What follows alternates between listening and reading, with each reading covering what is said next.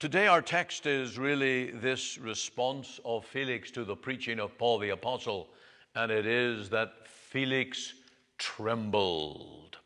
Now, when any preacher goes to a congregation preaching for a call or seeking the approval of men, he will naturally want to put his best foot forward or his best sermon forward, and he would be enticed to preach those things that are favorable unto men.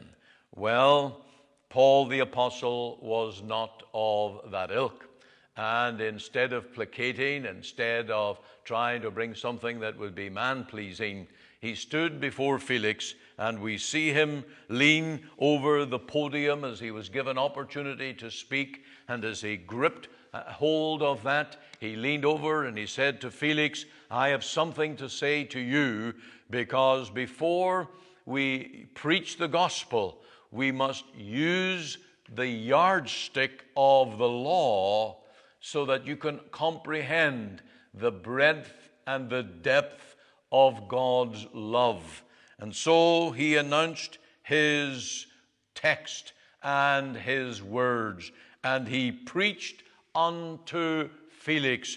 righteousness, temperance, and judgment to come.